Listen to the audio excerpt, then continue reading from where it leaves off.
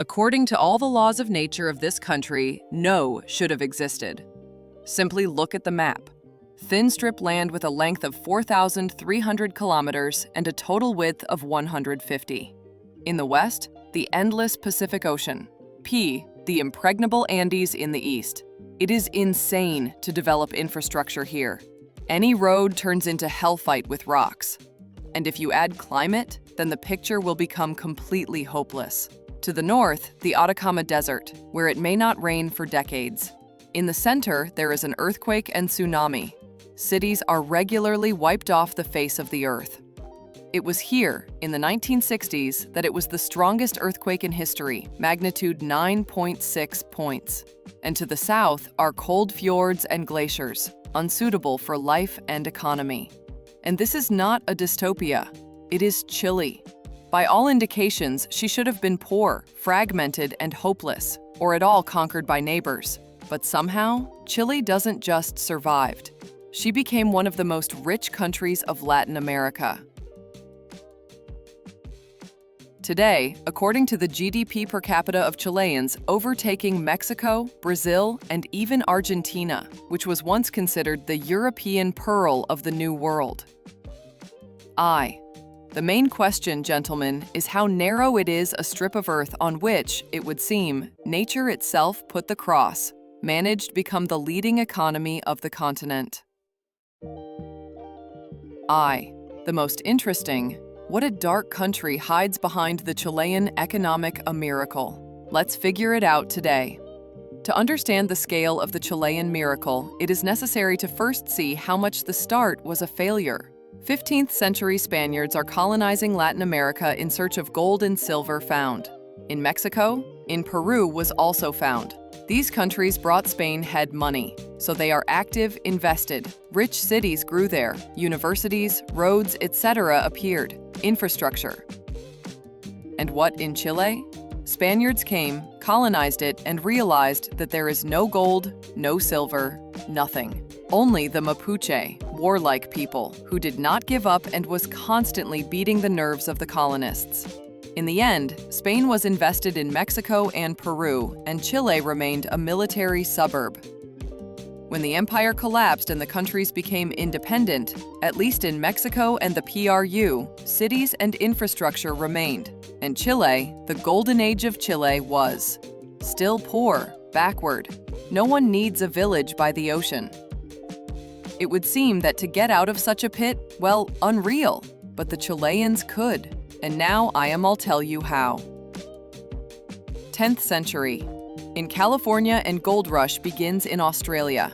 Thousands of prospectors from all over the world are running there to look for wealth. But how history shows, at the same time gold rush, more than anything, it is not the seekers themselves who earn money, but those who creates infrastructure for them, sells housing, food, tools. And this is Chile, perfectly understood. The country is competent. Used her location, that's her Barakoff, will be delivered across the Pacific Ocean. Grain to America was much faster and cheaper than driving it from Europe. In just a couple of decades, the country turned into the main one bread supplier for prospectors. Serious money flowed into the country for the first time. Cities began to grow, ports were built, etc. warehouses. It would seem that this is it. Chile got up from her knees, but that was all the beginning. The main turn was waiting. Ahead, a completely lifeless piece of land. Do you see this place? This is the Atacama Desert. 18, the driest place on Earth. Here, such a dead landscape as NASA used the ego to test mariners. It would seem useless. Land where even a cactus is bad. But it was here that Chile found its first real wealth, saltpeter. In the 19th century, it was called white gold. They made it fertilizers and explosives.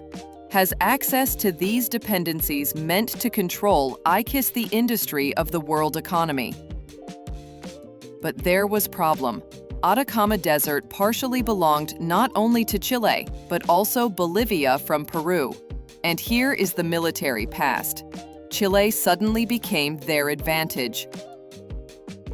The country already had a hardened army and modern fleet, and in just 5 years of war, Chile defeated its neighbors and captured the richest territories that have become feeding country for decades. Sometime Chile on this saltpeter. Of course, she worked part-time, a little rose, but dependence on one resource is a dangerous thing. And in 1910, Germans invented synthetic fertilizers. It meant one thing: nitrile from valuable resource turned into, just in a moment, ordinary sand. And Chile again found itself in broken trough. Found 20th century electricity, telegraph, telephone, and later cars and electronics. That's all required conductors, and the best material for them, copper.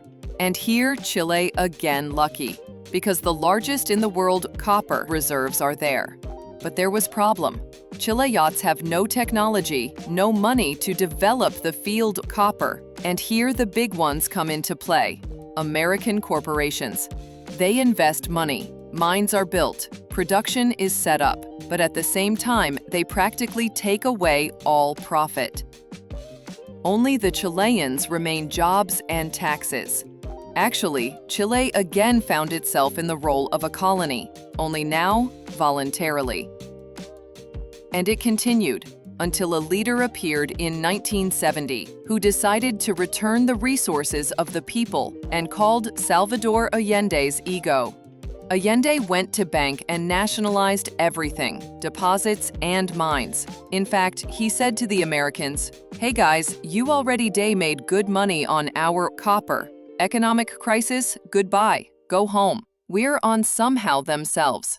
On the one hand, logically, now for the first time in history, money from the sale of copper will remain in Chile instead of going somewhere across the ocean. But the time was, to put it mildly, unsuccessful. In the USA, the height of the Cold War, and here they take away a strategic one, the resource on which they are supported industry. Washington's answer was lightning fast and tough. Sanctions, economic blockade. Blockade credits Chile turned out to be full isolation. The country was never needed dollars for fuel imports, equipment, and food. And them, no one gives. The USA tried, and here, second blow. World prices for copper are falling. The main source of income is depreciated, and the budget is empty. Result was catastrophic. Severe crisis. Inflation is over 300%. Empty stores, queues for bread, and mass strikes. The economy is collapsing. The country is falling. Chaos. It is at this moment, on the horizon, the figure of Auguste Pinochet appears. I think you have heard this name. 11 September 1973. Military tanks exit on Santiago Street. Presidential palace is bombed from the air. President Allende is dying. Officially, he shot himself.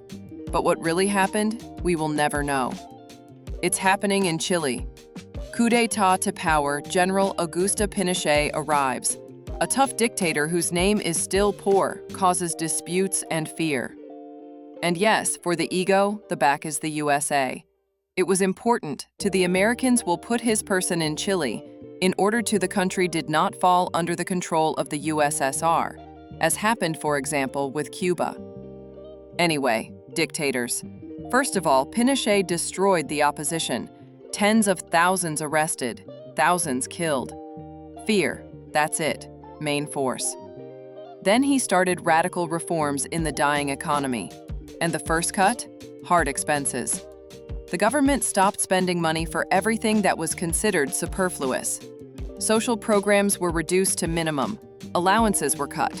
Trade unions, who previously protected the rights of workers and helped to break normal conditions, just dispersed. Now there were workers forced to agree to any conditions. Low wages, long shifts, lack of guarantees, just to save at least some work. The country actually turned into a labor market without rules.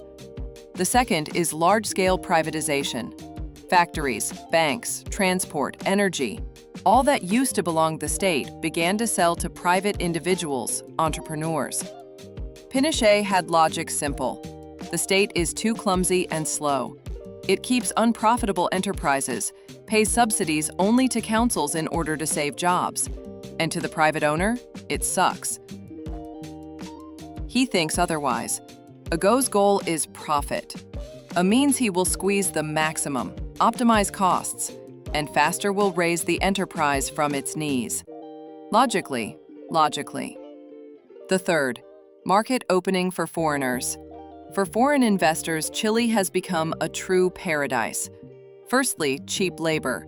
Salaries are low and there are no social guarantees. Minche, everything canceled. Secondly, iron discipline.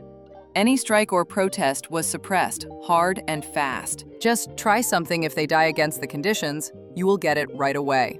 And from the point of view of business, it looked like this as stability. Foreign corporations saw an ideal site, cheap to produce, to invest safely, calmly earn a profit. To the country, dollars poured in. Construction began. New enterprises were opened. The economy revived, and it gave results. In 1973, inflation in Chile was 500%. Prices grew every week. After a few years, reforms managed to bring it down below 30%. GDP, which fell by 6% per hour under Allende, consequences of reforms began to grow by 6% per hour. What if not an economic miracle? But this is a miracle. There was a reverse side. Basically, Pinochet released control over the market. He stopped feeds unprofitable enterprises with subsidies, stopped paying benefits, and dispersed trade unions. And this always turns around with great opportunities for the rich and hell for the poor. State-owned enterprises have moved into the hands of rich families and foreigners' corporations. The profit went to them, and ordinary people received crumbs. Medicine, education, pensions, everything became paid and almost inaccessible.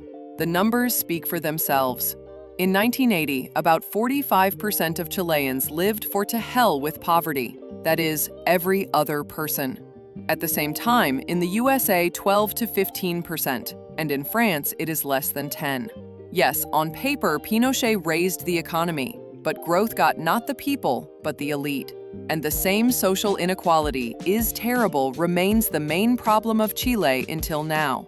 The country still comes first, earns on copper, that's almost half of all exports.